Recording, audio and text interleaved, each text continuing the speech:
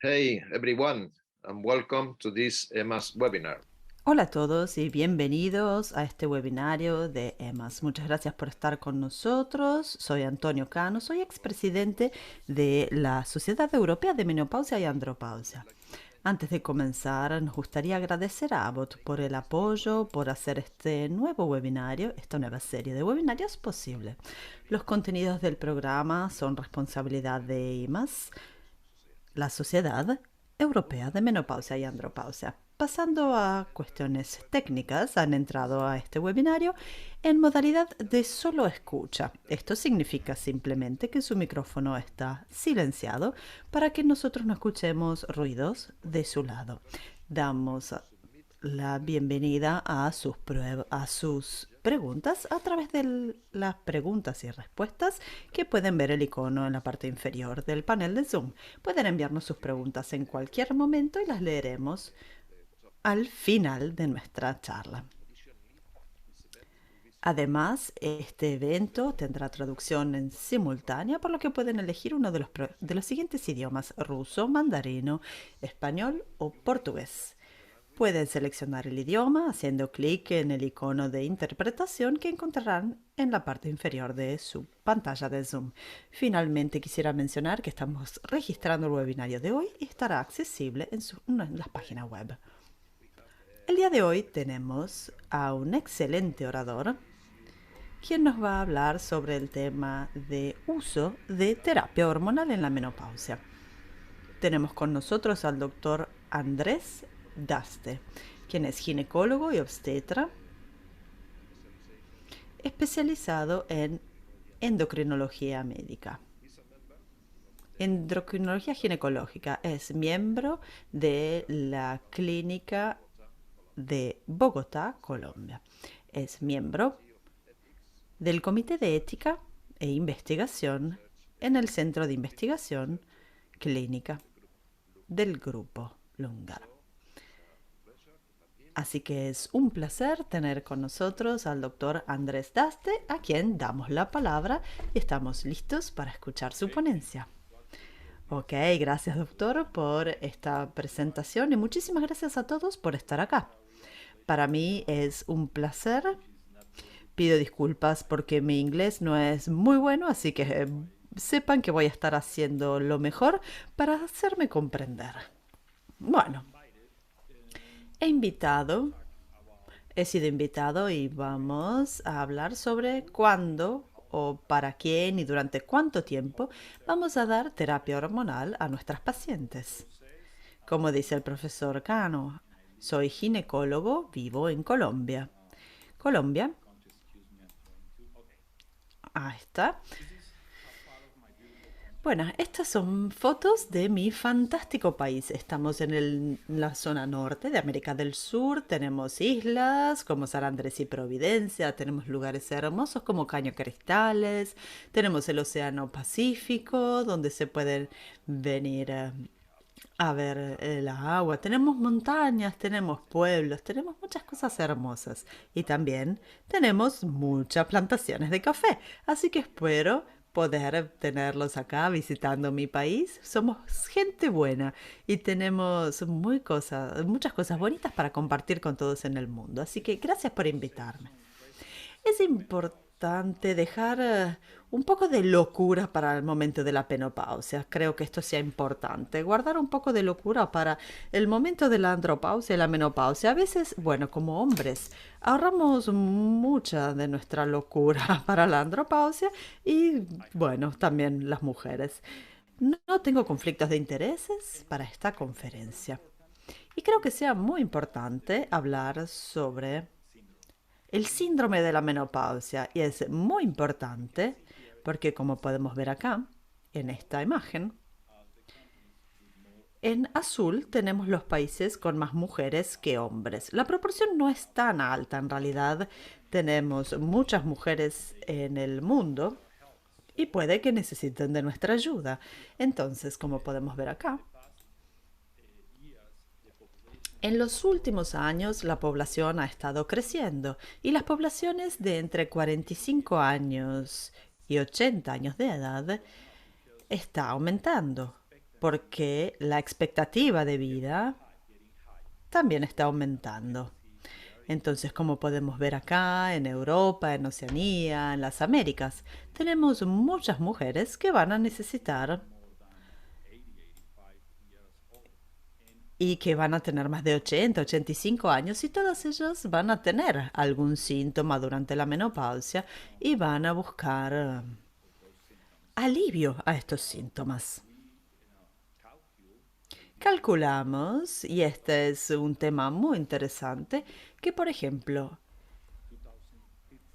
en el 2050 va a haber unos 87 millones de personas en los Estados Unidos mayores de 65 años de edad y más o menos un 22% de toda la población de los Estados Unidos tendrá esta edad. Entonces es importante conocer qué podremos ofrecerles. Cuando fui a la universidad a estudiar medicina, las cuestiones principales eran hipertensión, cirugía, cuestiones sobre partos, obstétricas. Y no había mucho que mencionar sobre la menopausia. lives. So it's Y ahora important. sabemos que tratar la menopausia va a salvar vidas. Y es importante tener esto en mente, porque podemos luego discutir sobre esto, pero creo que sea muy importante que los médicos de familia conozcan mucho sobre la gestión de la menopausia. En mi país sucede lo mismo que en el resto del mundo. En 2005 teníamos una población de unos 42 millones, ahora somos 50, y la población de mujeres de entre 40 y 64, como pueden ver, está aumentando. Entonces creo que tenemos mucho trabajo por hacer aquí. Bueno, Bogotá es la capital de Colombia, se encuentra en una zona montañosa y es una ciudad muy bonita, es moderna, es colonial y tiene esta juxtaposición con respecto a la arquitectura. Entonces se pueden ver, como en la imagen acá, se pueden ver estas cosas modernas como estas cosas típicas. Por supuesto, hace frío, hay que utilizar una chaqueta, hoy hay sol, son las 7 de la mañana aquí en Bogotá y bueno, espero poder verlos pronto por aquí.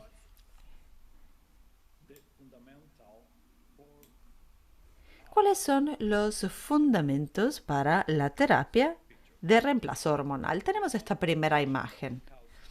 El agotamiento del folículo se acelera durante la menopausia. En los 10 años anteriores a la menopausia, se acelera este agotamiento. Esto es algo que nos va a dar una reducción, tanto en la producción de estrógeno como de progesterona.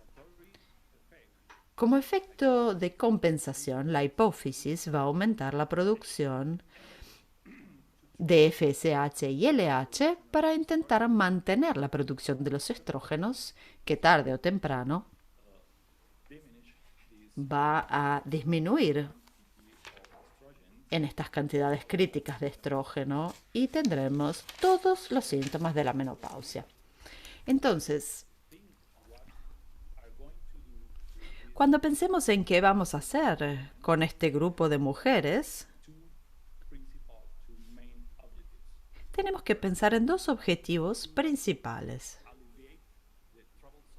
Primero, aliviar los síntomas de la menopausia y segundo, prevenir las enfermedades que tienen que ver con el envejecimiento. Creo que dos de estas sean las cosas más importantes en las que tenemos que pensar cuando vemos a nuestras mujeres con menopausia.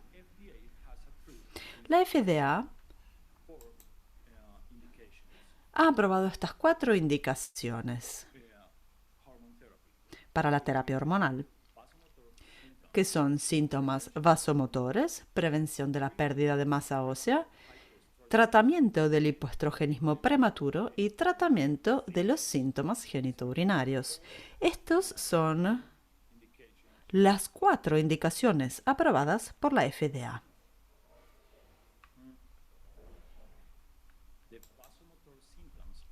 Los síntomas vasomotores, como sabemos, reducen gran parte de la calidad de vida.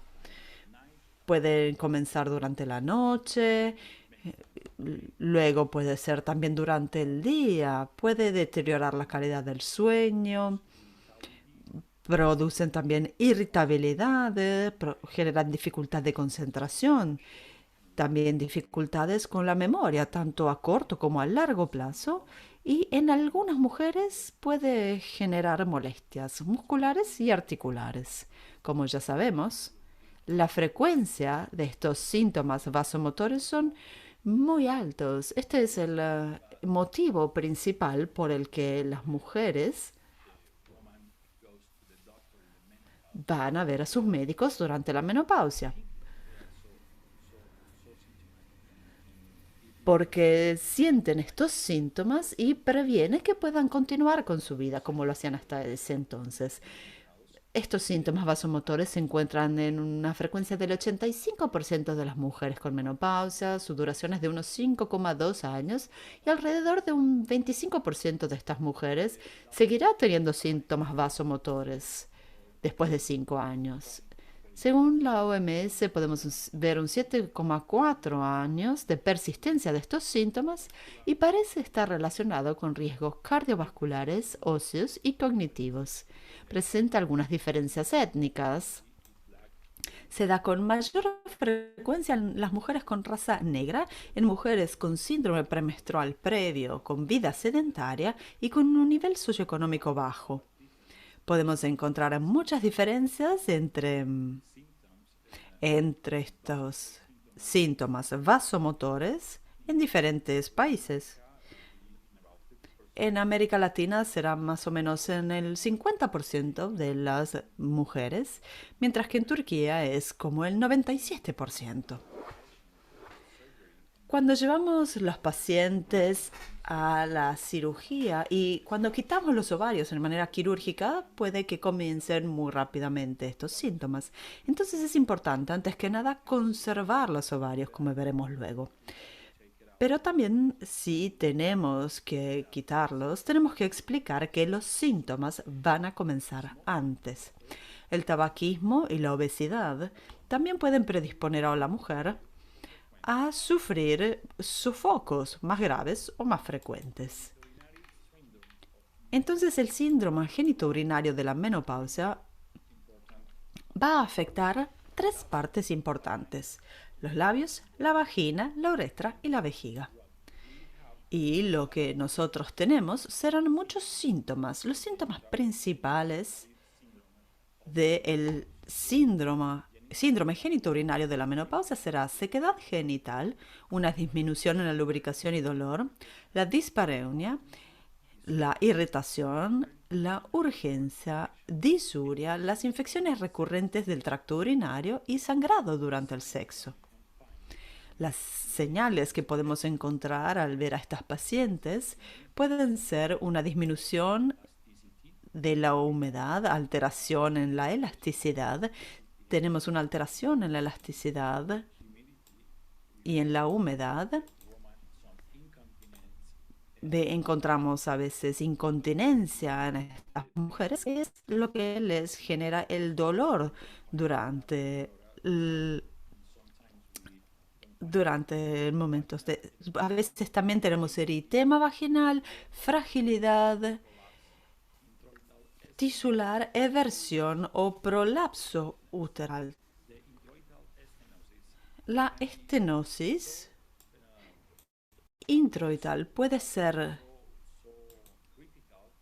tan crítica que la mujer a veces no puede tener relaciones sexuales y tienen que utilizar algo que las ayude en manera mecánica. Creo que cuando nos encontramos en este punto es porque ha llevado mucho tiempo sin tratamiento. Entonces, los síntomas geniturinarios de la menopausia nos van a dar dos fuentes principales de síntomas. Primero, los síntomas vulvovaginales y la disfunción sexual. que se presenta en un 45 al 63% de las mujeres posmenopáusicas y, como decíamos antes, han experimentado sequedad vaginal, dispareunia, irritación vaginal, sensación de picor, sensibilidad vaginal, sangrado o manchado durante el coito. El 40% de estas mujeres también informa sobre una disfunción sexual general, 24% refieren una falta de deseo y el 19% con- presenta dificultades para tener un orgasmo. Otra cosa de la que se quejan es sobre la disfunción del tracto urinario inferior. Y es muy importante saber que del 15 al 20% de las mujeres de entre 65 a 70 años y del 20 al 50% de las mujeres mayores de 80 años de edad tendrán bacteriuria. Y tenemos que saber cuántas de estas mujeres van a desarrollar una infección. Del 10 al 20% tienen urgencia severa y casi el 50% tiene incontinencia urinaria, porque, como decía antes, porque pierden la elasticidad y pierden el colágeno, pero existen muchas cosas que pueden ayudarlas con la incontinencia.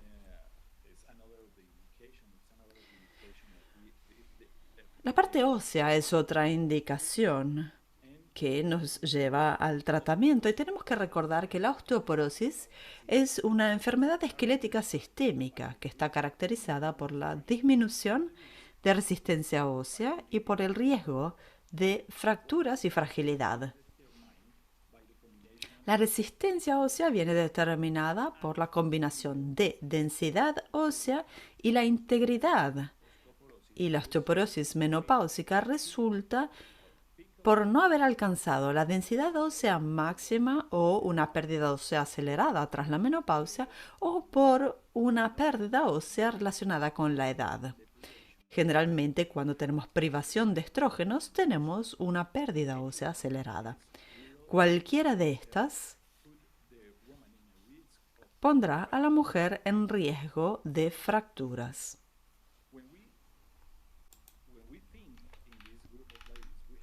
Si pensamos en este grupo de mujeres, tenemos que pensar en cuál es la osteoprotección. Como podemos ver acá, no todas las fracturas en este grupo de mujeres suceden cuando tienen osteoporosis.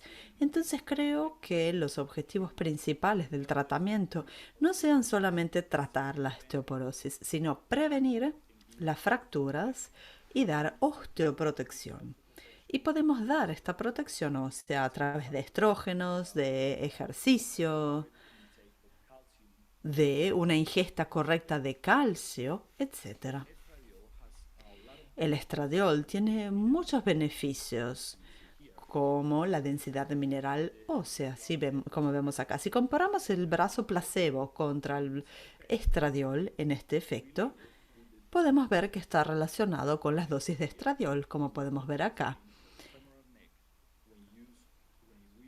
Acá, cuando utilizamos 0,25 miligramos de estradiol o si utilizamos 0,5 miligramos de estradiol o 1 miligramo de estradiol, a medida que aumenta la dosis de estradiol, vemos una reducción de pérdida ósea. Recordemos este algoritmo porque es muy interesante conocerlo. Cuando estamos hablando sobre una mujer que va a través de la menopausia, pero que también necesitamos darle osteoprotección, y si tiene un factor de riesgo alto que medimos con una densitometría, una de las herramientas que tenemos para tratar a esta paciente es la terapia hormonal. Veremos luego durante la conferencia qué tipos de terapias vamos a dar, pero es importante saber que en las mujeres menores de 60 años o 10 años tras el comienzo de la menopausia sin contraindicaciones, tenemos un alto riesgo a fracturas, pueden tener otro tratamiento, como denosumab, teriparatide, etcétera. Podemos utilizar terapia hormonal.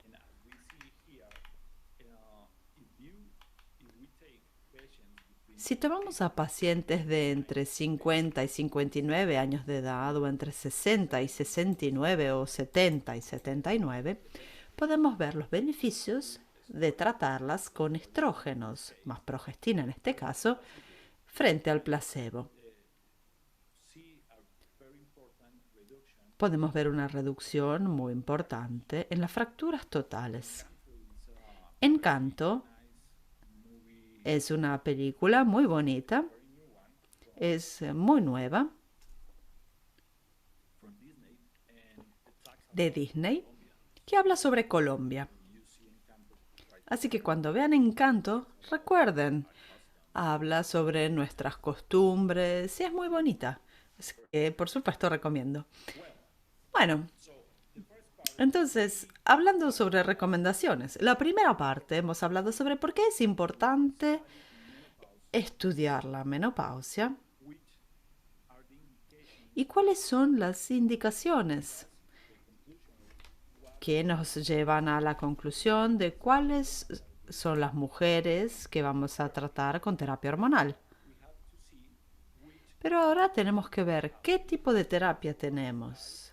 Hay muchas guías, hay mucho consenso y creo que tenemos una herramienta muy útil para tomar una decisión, como ginecólogo general o como médico de familia o endocrinólogo. Podemos utilizar estas herramientas para elegir qué sería mejor para cada paciente. Y creo que sea muy importante conocerlas todas. Es imposible presentarlas todas, pero voy a hablar, por ejemplo, sobre la Declaración de Consenso Global de la Terapia Hormonal para la Menopausia. Esta está avalada por la Sociedad Internacional de Menopausia, la Sociedad Norteamericana de Menopausia, la Sociedad Endocrina, la Sociedad Europea de Menopausia y Andropausia, y nos da algunas directrices sobre qué tenemos que pensar cuando estamos con pacientes que tienen síntomas de menopausia. Nos dice que la terapia hormonal es el tratamiento más eficaz para los síntomas vasomotores asociados a la menopausia a cualquier edad, que los beneficios es más probable que superen los riesgos para las mujeres con síntomas antes de los 60 años o 10 años posteriores a la menopausia. Es muy importante tener esto en mente porque es importante pensar, tratar a las pacientes de 70 años que un paciente de 65 años. Este endotelio es diferente, el riesgo es mayor que en los primeros. Entonces es muy importante tener esto en mente cuando se trata de este grupo de pacientes. Dice que es eficaz y apropiado para la prevención, como veíamos antes, en fracturas relacionadas con la osteoporosis en este grupo de pacientes. Algunos estudios muestran un beneficio en el uso de terapia hormonal y muestran que puede disminuir las enfermedades coronarias en el grupo de pacientes que están tomando estrógenos. Y también queda claro que puede reducir la mortalidad de otras causas.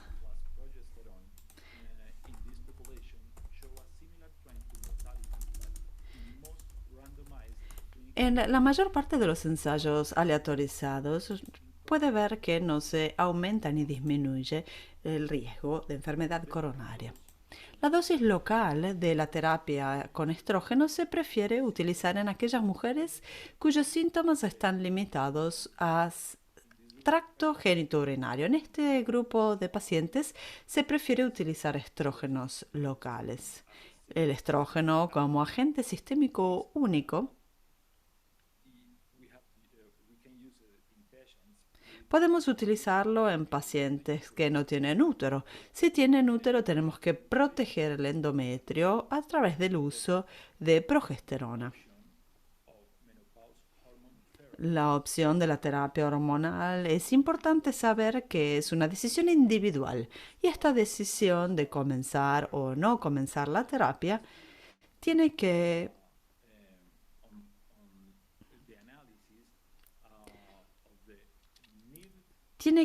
ser analizada considerando las necesidades del paciente y los riesgos de que este paciente pueda sufrir de un tromboembolismo venoso, un accidente cerebrovascular, una cardiopatía isquémica o cáncer de mama. El riesgo de tromboembolismo venoso o de ictus isquémico aumenta con la terapia hormonal oral, pero el riesgo absoluto es poco frecuente para aquellas mujeres de menos de 60 años. Algunos estudios muestran un riesgo menor si utilizamos la terapia transdérmica. Como vamos a ver luego, hay cuestiones muy importantes cuando hablamos con nuestros pacientes sobre cuándo o cuándo no dar terapia hormonal. Tenemos el riesgo de cáncer de mamas. Vamos a hablar luego. Y este aumento está asociado con la adición de progestágeno y se relaciona con el tipo que utilizamos y estará correlacionado y puede ser atribuido a la duración del uso y también al tipo de terapia que estemos utilizando. Considerando la duración de la terapia hormonal debe ser coherente con los objetivos de tratamiento y las cuestiones de seguridad, entonces tienen que ser individualizadas. En aquellas mujeres con insuficiencia ovárica prematura se recomienda la terapia hormonal sistémica, al menos hasta la edad media de la menopausia natural, como veremos luego. No se recomienda el uso de una terapia hormonal bioidéntica personalizada. Los datos de seguridad actuales no apoyan el uso de la MHT en sobrevivientes de cáncer de mama. Esto es algo que me parece muy importante, pero también podemos ver algunas recomendaciones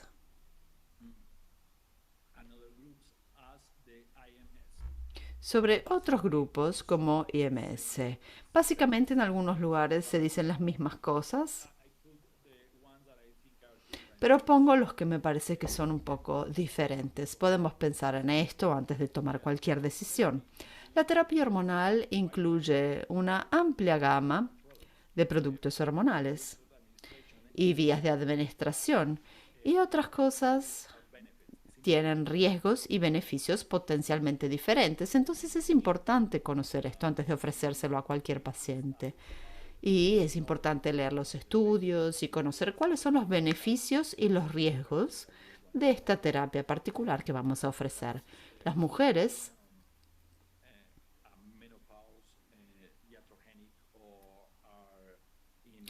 que tienen menopausia espontánea o iatrogénica, en particular antes de los 40 años, tienen un mayor riesgo de padecer enfermedades cardiovasculares y osteoporosis.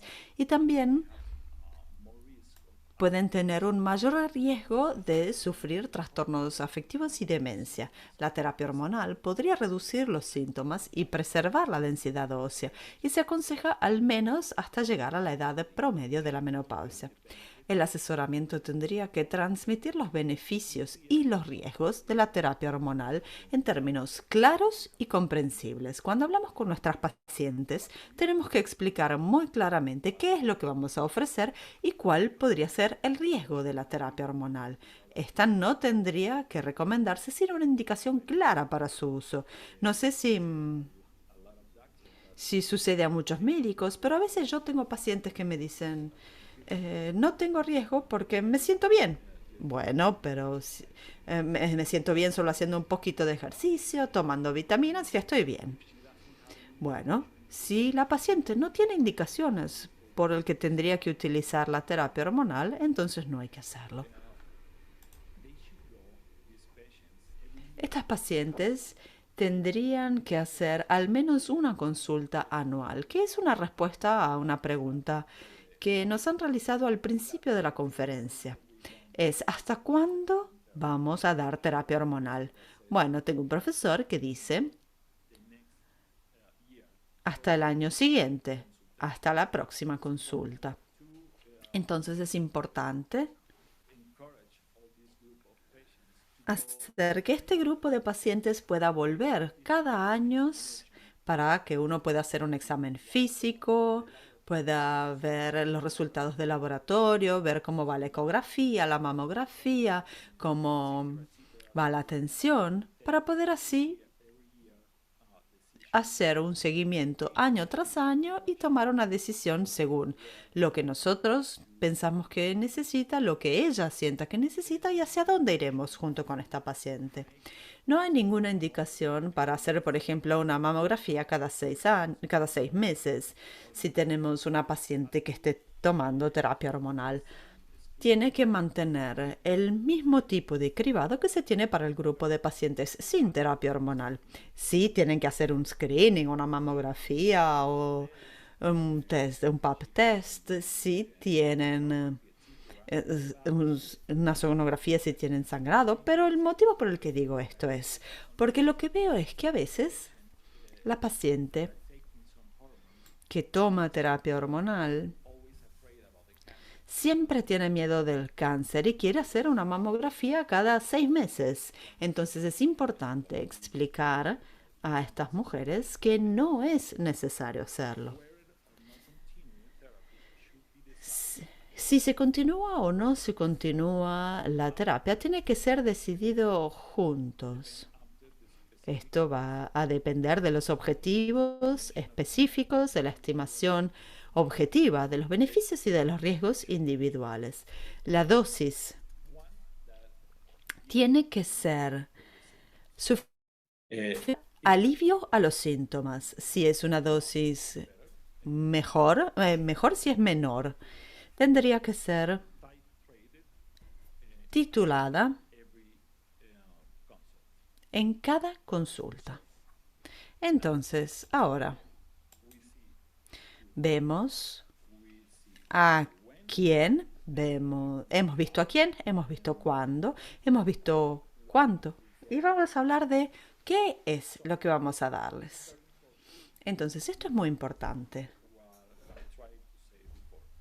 Y vamos a volver un poco a lo que decía antes. Comenzar la terapia hormonal es una decisión individual con respecto a calidad de vida y a prioridades de salud, así como a factores de riesgo personales como la edad, el momento en el que ha empezado la menopausia y el riesgo de problemas tromboembólicos.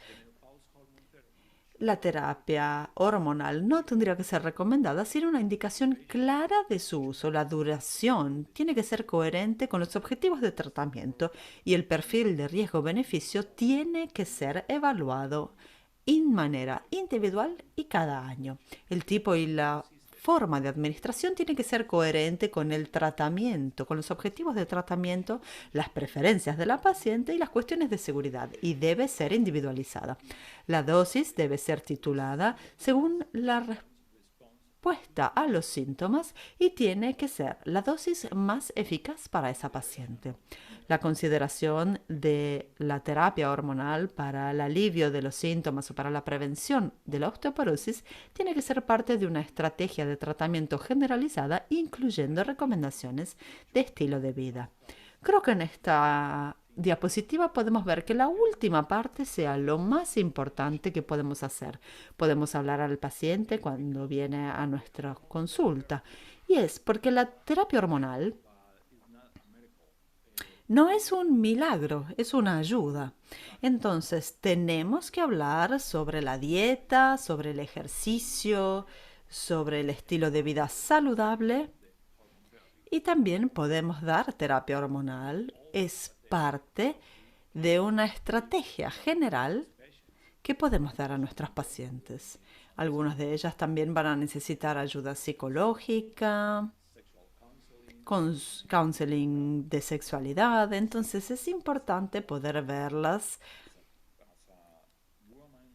como una mujer con muchas necesidades y no solo necesidades hormonales, en forma holística. Entonces, tenemos diferentes cosas que se puedan dar. Por ejemplo, terapia de sustitución de estrógenos, tibolona y bacidoxifena. Si hablamos sobre una terapia de reemplazo hormonal, tenemos diferentes tipos. Tenemos de tipo oral y podemos encontrar estradiol micronizado, estradiol valerato o estrógenos conjugados. Podemos dar estradiol local, podemos dar transdérmico en parches, en geles, en anillo o también implantes subcutáneos. Los estrógenos solos se dan a una mujer que no tiene útero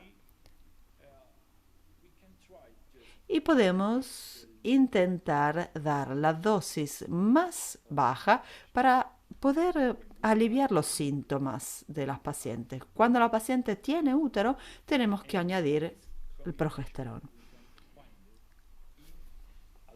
Y esta combinación puede encontrarse de muchas maneras diferentes.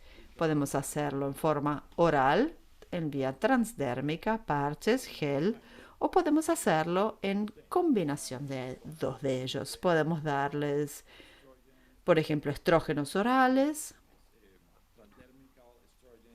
estrógenos transdérmicos con progestágenos orales, o si no, también podemos dar un progestágeno intrauterino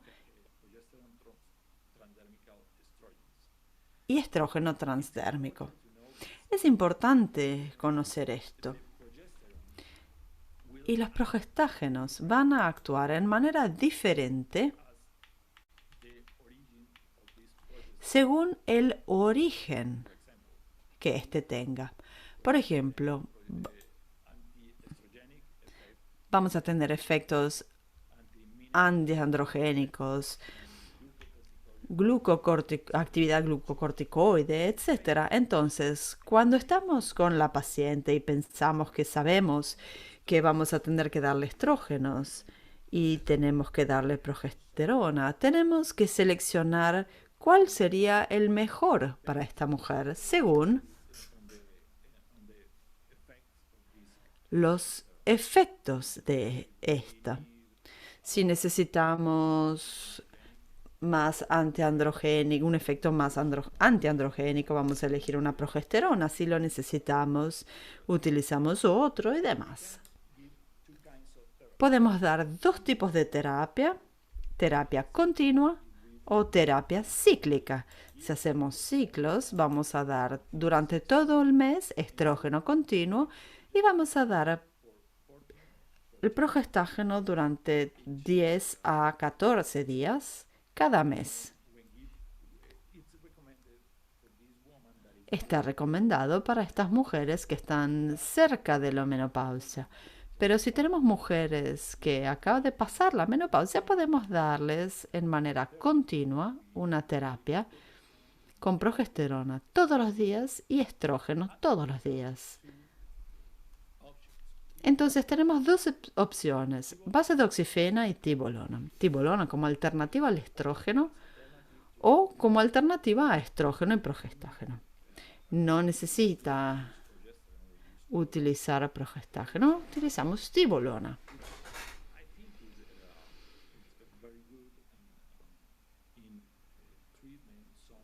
Creo que sea muy bueno en el tratamiento de síntomas genitourinarios y también en algunos síntomas sexuales, y también alivia los síntomas vasomotores.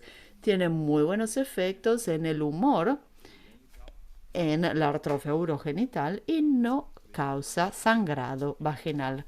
Reduce la pérdida ósea y el bacidoxifeno es un modulador receptor del estrógeno selectivo. Está combinado con estrógenos conjugados de origen equino para formar Un complejo estrógeno selectivo del tejido. Tiene un buen efecto en los huesos, tiene un buen efecto en algunas atrofías urogenitales y también alivia los síndromes vasomotores. ¿Qué dice el NICE, el Instituto Nacional para la Salud y la Excelencia Asistencial? A veces tenemos a pacientes que o no quieren tener estrógenos o no quieren terapia hormonal o no pueden. Entonces, en estas directrices incluyen el uso de serotonina selectiva e inhibidores como alternativa para estas pacientes. No se recomiendan como tratamiento de primera línea, pero sí pueden ayudar. Y también hablan sobre las isoflavonas y el cohosh negro, que no son más eficaces que el placebo, pero vamos a tener a muchas pacientes que toman isoflavones para aliviar algunos de los síntomas de sofocos. Y si podemos controlar esta función sexual con la terapia hormonal para la menopausia, la adición de testosterona podría ser considerada para este grupo de pacientes, porque puede que mejore el deseo sexual. Los síntomas psicológicos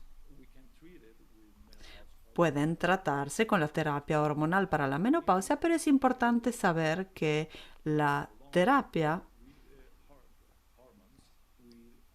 sola o con las hormonas va a aliviar el bajo estado de ánimo que suele surgir debido a la menopausia. Con respecto a la atrofia urogenital, ofrecemos estrógenos vaginales a las mujeres que sufren de atrofia urogenital. Creo que sea importante continuar el tratamiento durante todo el tiempo que la mujer lo necesite. Podemos hablar con la paciente cada año para saber cómo es su vida sexual, cómo van sus síntomas de atrofia urogenital y podemos ofrecer diferentes opciones si queremos seguir dando el estrógeno.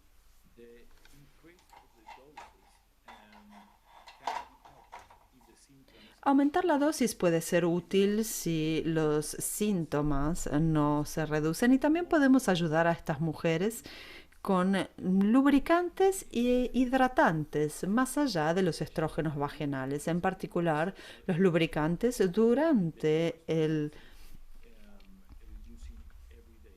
durante las relaciones sexuales y los hidratantes utilizándolas todos los días. No solo cuando se utilizan estrógenos tópicos, es importante monitorear también el grosor del endometrio, como tenemos que hacer a veces con la terapia hormonal sistémica.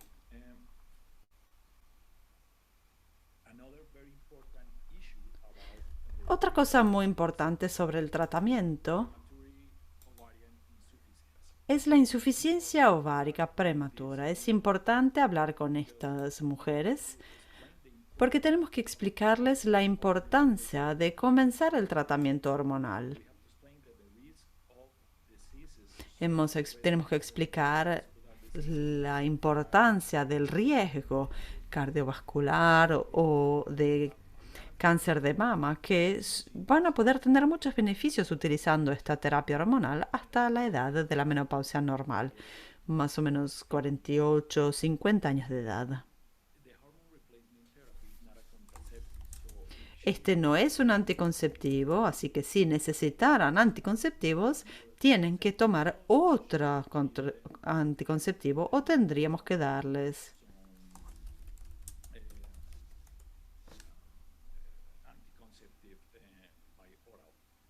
anticonceptivos orales.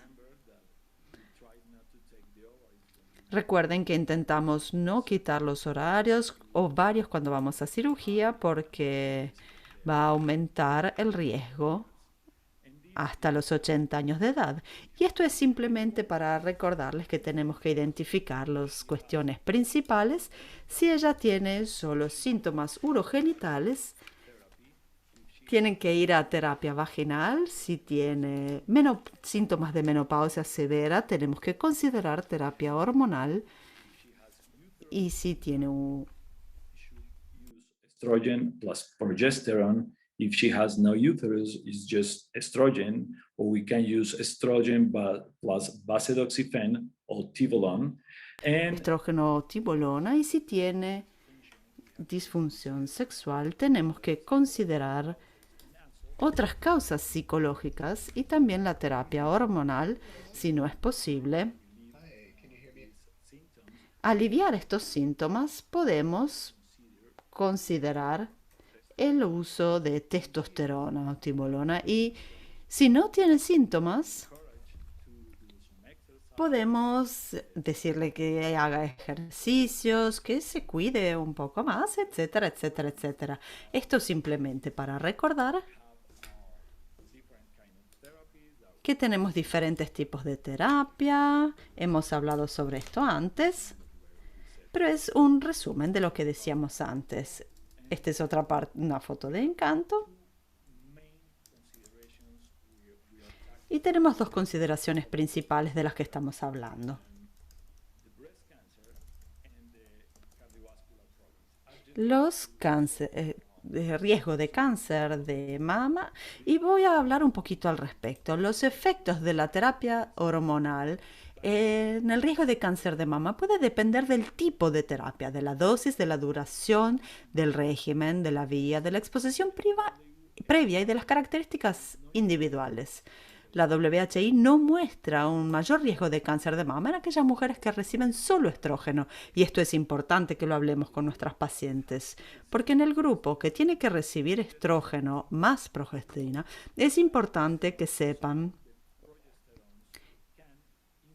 que algunas de estas pueden aumentar la densidad del seno. Y como podemos ver acá, vemos que, por ejemplo, el medroxiprogesterona están asociados con el riesgo. Medroxiprogesterona y levorgestrel. La dihidrogesterona y la progesterona no aumentan el riesgo, y esto es cuando vemos cómo se comportan con las diferentes celulitas. Vemos una mayor apoptosis en la progesterona natural, dihidrogesterona o tibolona, y vemos una mayor proliferación de las células.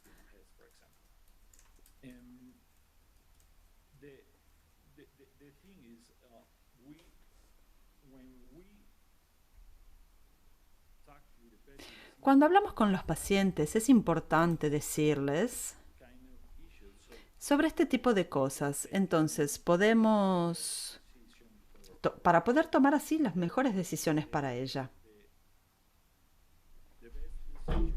Las mejores decisiones o los ítems principales, cuanto más podamos hablar con ellas, mejor podrá ser nuestra terapia. Y por supuesto, el riesgo cardiovascular es un tema importante que tratar. Sabemos ahora que la terapia de reemplazo hormonal toma todos estos factores de riesgo. Por ejemplo, en el síndrome metabólico, todos estos se van a reducir, excepto en los triglicéridos y la terapia transdérmica. Pero cuando damos a una mujer terapia hormonal, estamos protegiendo el sistema cardiovascular. Entonces, como podemos ver en la menopausia, se aumenta un poco la tensión, y cuando utilizamos la terapia hormonal podemos ver los valores de la presión sistólica y diastólica se ve reducida después de un año de tratamiento. Bueno, entonces muchísimas gracias por esta invitación y espero haber sido claro. Incluso Si mi inglés no es perfecto, recuerden que tenemos fútbol, tenemos música, tenemos muchas cosas fantásticas y muchos lugares preciosos a los que venir en Colombia. Este es nuestro grupo, este es el equipo en nuestra clínica. Tenemos un grupo fantástico de personas. Camilo Rueda lo conocen. Y todos mis demás socios. Y con respecto a las conclusiones, es importante saber que los cambios hormonales durante el periodo de la menopausia justifican el uso de terapia hormonal. La indicación de terapia hormonal incluye síntomas climatéricos de moderados a graves, atrofia vaginal, osteoporosis, vejiga hiperactiva e infecciones urinarias recurrentes. La terapia de sustitución de estrógenos se utiliza en forma de estradiol micronizado oral, valerato de estradiol, estrógenos equinos conjugados, parche, gel, anillo de estradiol transdérmico y estradiol o estriol locales. Los progesterones difieren en su potencial y perfil clínico. Las mujeres suelen necesitar un cambio de progestágeno para conseguir una protección endometrial sin efectos secundarios. Y varias directrices validan la aplicación de la terapia hormonal en la menopausia. Muchísimas gracias nuevamente y aquí estaré para responder a sus preguntas.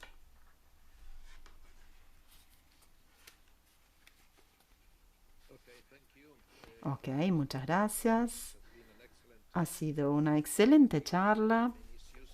Hemos escuchado las cuestiones principales con respecto a la terapia hormonal. Es muy interesante que haya tratado las áreas más debatibles, como las mujeres con cáncer de seno anterior o aquellas mujeres mayores. Entonces, creo que hay muchas cosas por debatir y para eso sabemos que tenemos las preguntas y respuestas. Ya tenemos algunas preguntas que han llegado, así que voy a empezar por algunas de ellas. Acá hay una pregunta de la doctora Mary McCaffrey. La pregunta dice, nos pregunta si se pueden predecir la probabilidad de que las mujeres tengan una menopausia temprana conociendo la AMH, la terapia, o el conteo folicular a fines de los 30, de sus 30, por ejemplo. ¿Cuál es su opinión al respecto? Bueno, la respuesta es sí, quizás. Si,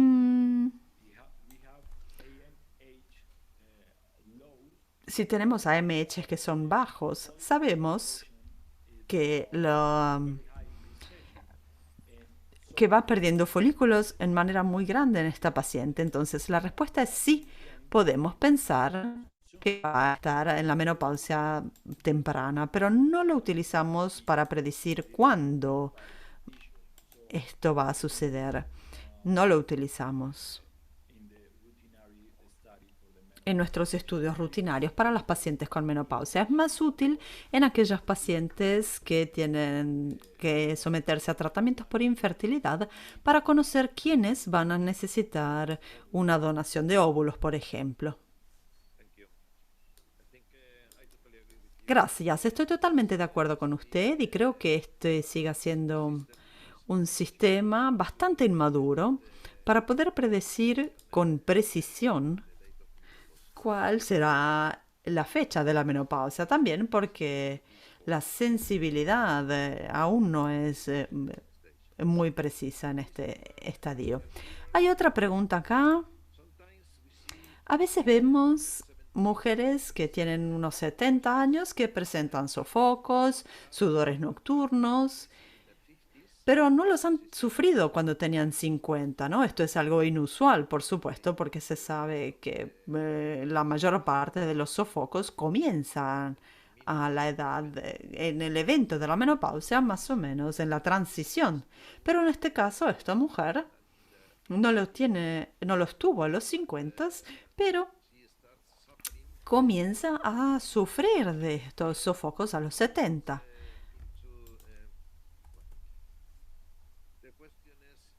Entonces la pregunta es, Dice también en la pregunta que otras pruebas han dado negativo. Entonces, ¿qué tendríamos que hacer con estas mujeres? Estas mujeres que comienzan a tener síntomas tarde en la menopausia. Y yo añadiría también qué hacer con mujeres que están en terapia hormonal cuando tienen 60 o 65 y quieren continuar con la terapia porque se sienten bien, porque empiezan a tener sofocos si interrumpen el tratamiento. Entonces probablemente podría darnos respuesta a ambas situaciones. Quien comienza a tener sofocos a una mayor edad o quien está en tratamiento pero no quiere interrumpirse la terapia porque vuelven a comenzar los sofocos una vez que deja el tratamiento. Bueno, es la primera vez que llega una mujer con esto, con estas cosas a los 70. Tenemos que estudiar otras causas de los síntomas. Tenemos que estudiar qué sucede con la presión arterial. Y si no es una candidata a la terapia de reemplazo hormonal, es probable que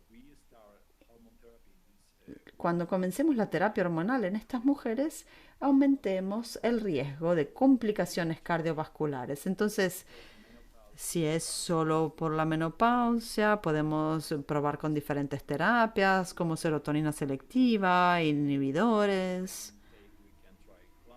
Si puede, podemos tomar clonidina. Podemos probar con diferentes cosas, diferentes tratamientos hormonales para este tipo de mujeres.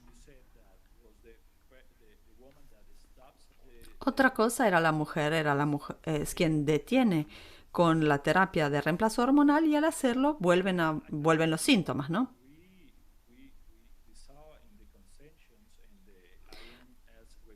Lo que vimos en las recomendaciones de IMS es verlas todos los años.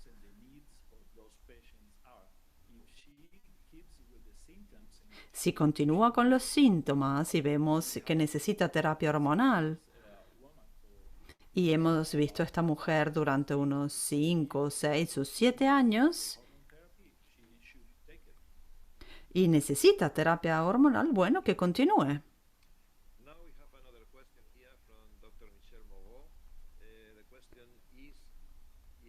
La pregunta es, si de Michelle Moreau, ¿hay alguna relación entre la dosis de terapia de reemplazo hormonal y el riesgo de cáncer de mama? Entonces, ¿la dosis es importante con respecto a los riesgos? Bueno, hay varias cuestiones cuando se habla sobre el riesgo de cáncer de mama. Uno es el tipo de progesterona que vamos a utilizar y otro es cuánto tiempo vamos a utilizar esta terapia hormonal. Por supuesto, la dosis es importante.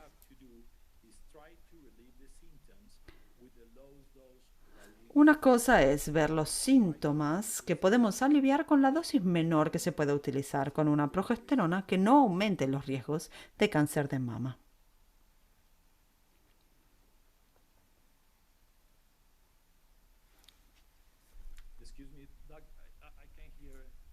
No puedo escuchar la pregunta. Sí, perdón. Estaba diciendo que están llegando muchas preguntas. Tenemos acá otra de Jan Stepan.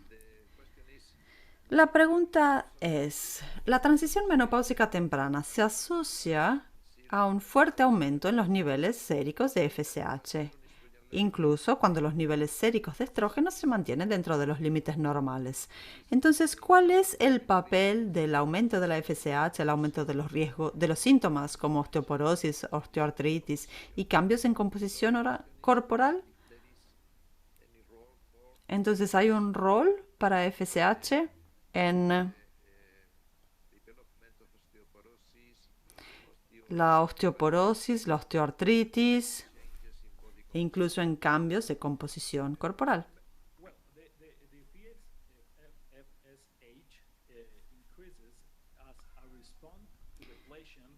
Bueno, esto aumenta como respuesta a la producción de estrógenos del ovario. Entonces, el problema principal no es el aumento de la FSH.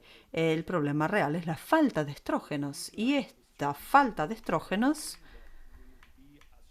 es lo que va a estar asociado con la osteoporosis y con otras complicaciones.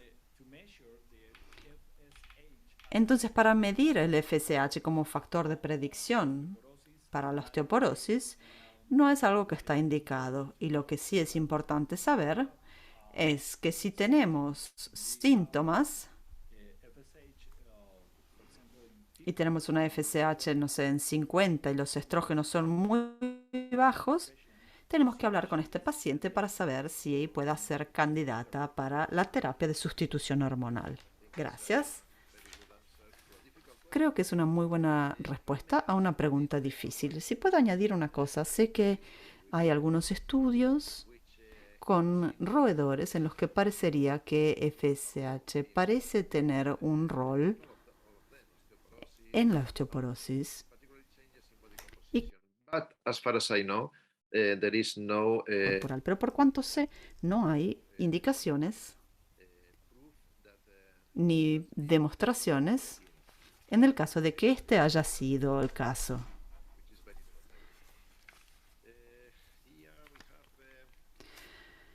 Aquí tenemos un ensayo, una pregunta clínica, el doctor Baylord. Quisiéramos saber cómo gestionar a los pacientes cuando tienen terapias secuenciales o si comienzan el sangrado o siguen con regímenes combinados. Además del ultrasonido pélvicos que se requiere cada vez, ¿qué nivel de urgencia, incluso si hay retrasos en el Servicio Nacional?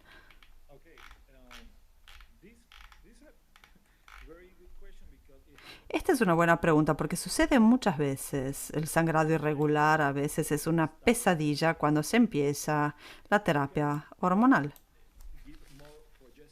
Se puede dar más progesterona. Primero hay que ver si no se tienen problemas con el endometrio. Quizás haya que llevar a este paciente a una biopsia y haya que saber que no hay cáncer en el endometrio. Y una vez que se hace esto, quizás se pueda dar más progesterona o una dosis menor de estrógeno a estos pacientes. O ver en el útero si se puede dar el estrógeno a través de un DIU o darlo en forma transdérmica o con parches.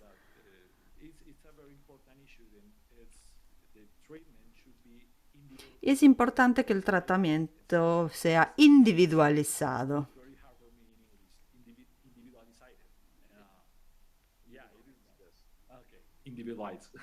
Ok, individualizado.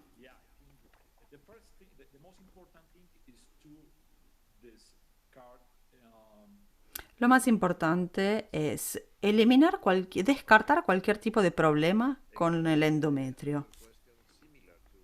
Otra pregunta similar. ¿Qué piensan sobre las mujeres mayores de 70 con terapia hormonal?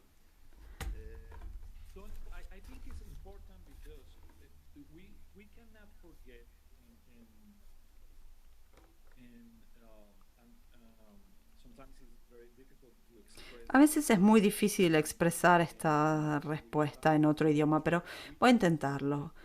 No tenemos que olvidarnos que la terapia hormonal sea solo una parte del tratamiento de la menopausia. Es solo una parte. Y no tenemos que olvidar que tenemos terapia, que tenemos serotonina, no tenemos que olvidar que tenemos ejercicios.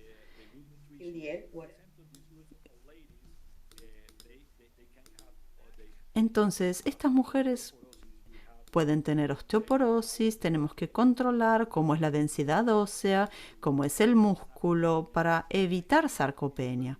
Y creo que sea muy importante para nosotros saber que la única manera de tratar a un paciente con menopausia no es la terapia hormonal. Tenemos que tratar a las mujeres como una persona con tensión, músculos, huesos, etcétera, etcétera. Entonces, la única manera de tratarlas no es solo la terapia hormonal. Tenemos que pedirles que tengan una buena nutrición, que hagan ejercicio, etcétera. Gracias por la respuesta médica. Tenemos acá una pregunta. ¿Hay un límite a cuánto las mujeres pueden tomar tibolona? Como decíamos antes, hasta el año siguiente.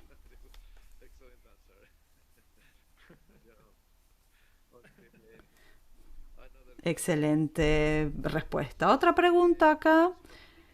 ¿Cuál es el grosor máximo del endometrio a considerar como riesgo en una paciente que está tomando terapia hormonal? ¿Y cuándo este grosor es un motivo para interrumpir la terapia? Es unos 4 milímetros. Tenemos que empezar a pensar en qué sucede y si la paciente está recibiendo terapia hormonal y si es continuo y depende si tiene sangrado o no.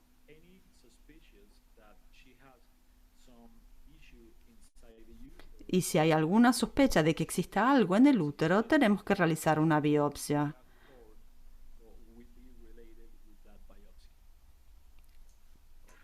Ok. Muchas gracias. Bueno, muchas preguntas.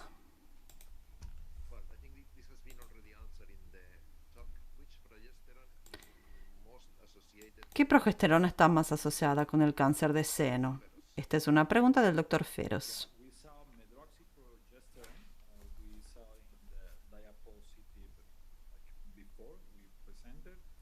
Lo vimos antes de presentar.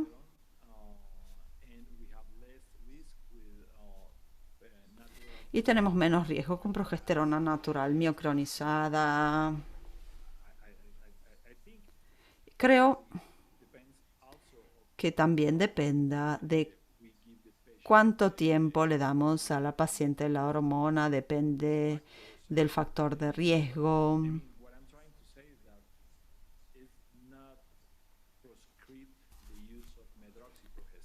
No necesariamente medroxiprogesterona, pero vemos que en los estudios, medroxiprogesterona, por ejemplo, tiene más consecuencias en el seno.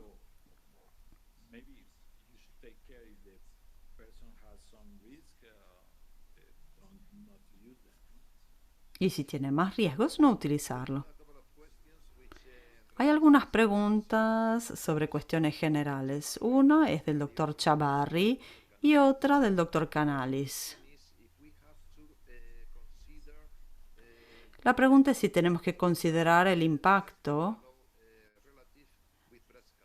de un pariente de primer grado y el cáncer del seno. Uno es una hermana que tiene 48 y la hermana tuvo cáncer de seno. Y ahora esta mujer comienza a tener síndrome urogenital, reducción, y la pregunta es si podemos utilizar terapia hormonal y por el otro lado si se puede utilizar una hormona bioidéntica. Excelente pregunta, muy compleja. Si tiene una hermana con cáncer, lo primero que tenemos que hacer es que esto no depende del médico, sino también del paciente.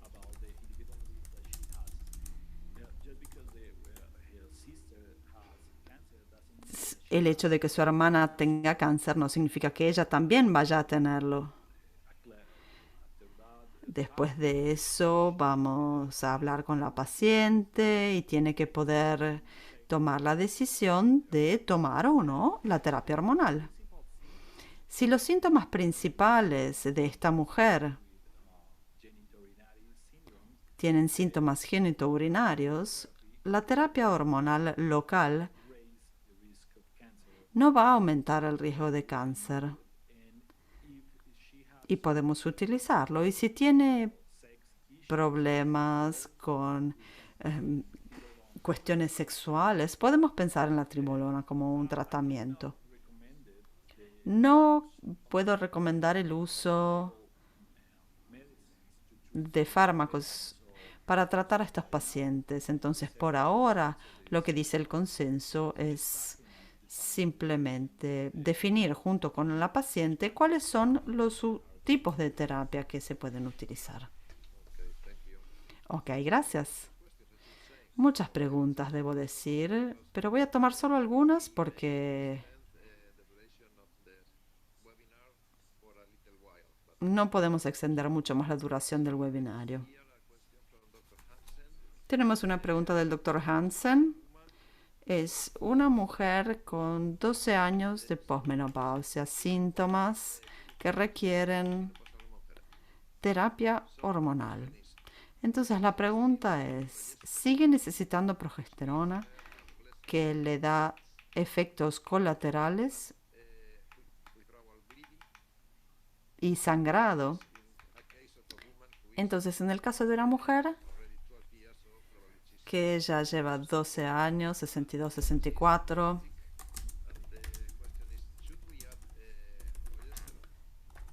¿y tendríamos que añadir progesterona o no?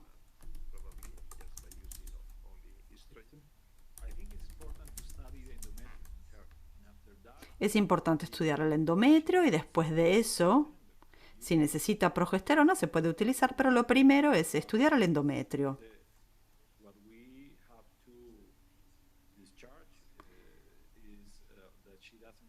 Tenemos que asegurarnos de que no tenga nada dentro del endometrio, hiperplasia o algo así. Tenemos un par de preguntas más que tratan temas similares.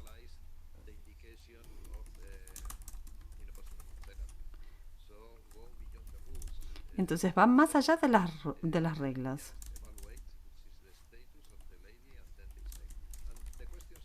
Entonces las preguntas son, 1, si la mujer tiene un alto riesgo mayor del 20%, ¿puede la terapia hormonal darse después de hacer una evaluación de riesgo? Y luego el doctor Navani nos preguntaba esto y hay otra pregunta por acá del doctor Fangelicum. ¿No tendríamos que intentar hacer una estimación más personalizada de la edad vascular de una mujer antes de comenzar o de no darle la terapia hormonal?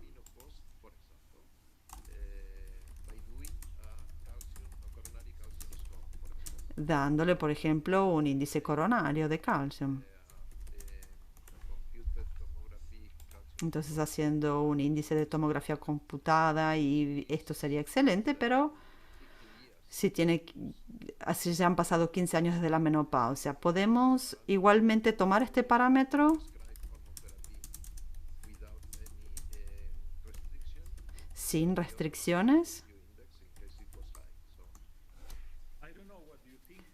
No sé qué piensa, profesor, pero la recomendación tiene que ser según las directrices que estamos teniendo ahora.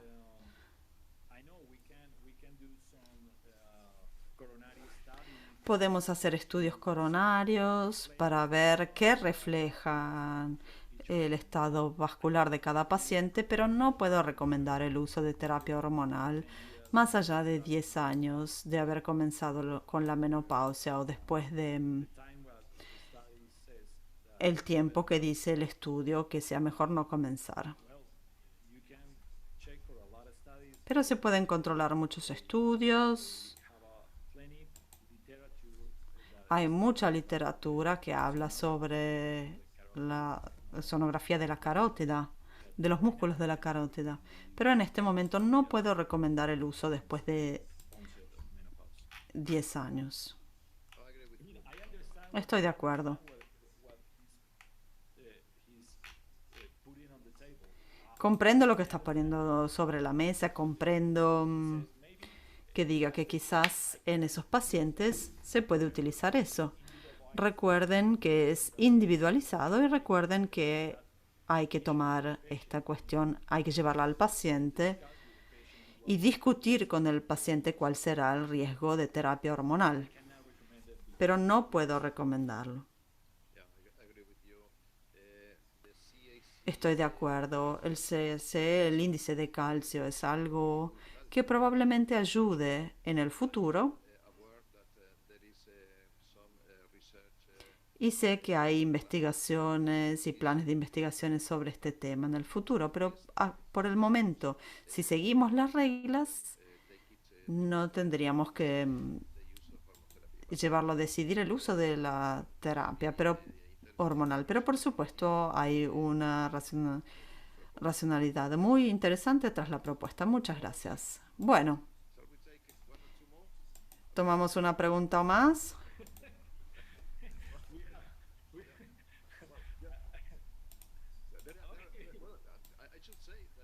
Also, many congratulations. I haven't said anything, but there is a list of people congratulating. Hay mucha gente que está mandando sus felicitaciones y están agradeciendo por una excelente charla. Incluso con mi malísimo inglés. No ha sido malo, es excelente.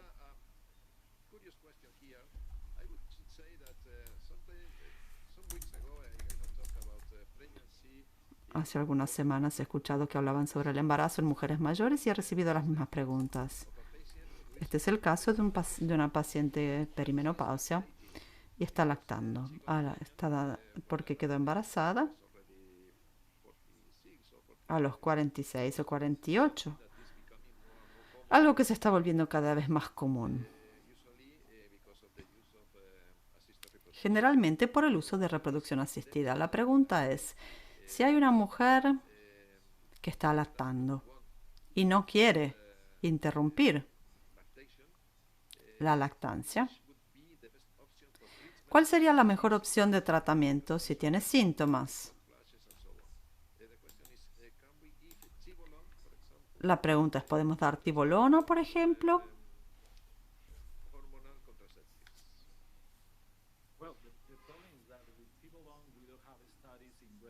No tenemos estudios en lactancia con tibolona.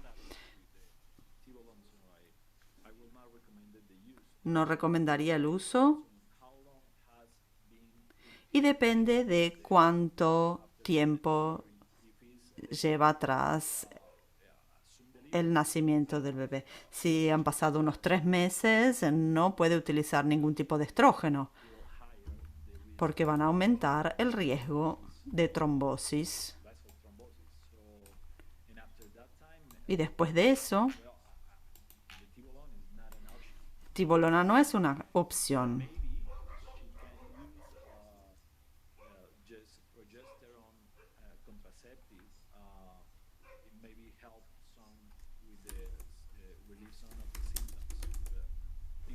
Y quizás liberar algunos de los síntomas. Tibolona no creo. Última.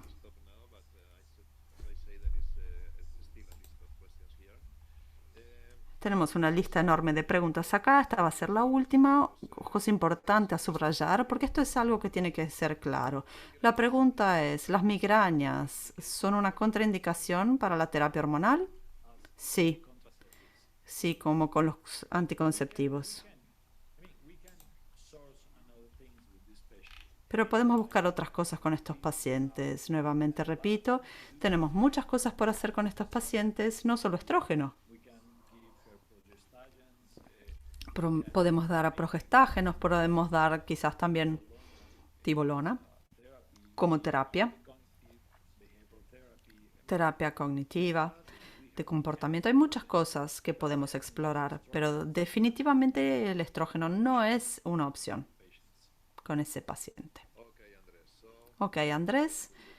Bueno, entonces con esto te dejamos para que sigas con tus tareas en tu hospital. Es temprano en Colombia, así que muchísimas gracias nuevamente por haber estado acá, por una excelente charla. Ha sido un placer compartir contigo esta sesión y muchísimas gracias a cada uno de ustedes por haber estado acá y por haber enviado tantas preguntas.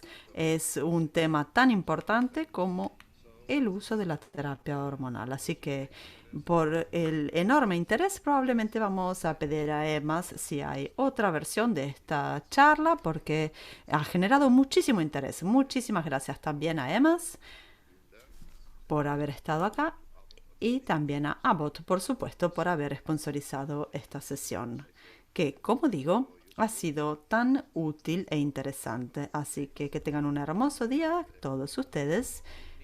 Y buenos días o buenas tardes o buenas noches donde se encuentren en el planeta y que tengan, que la pasen muy bien. Muchísimas gracias.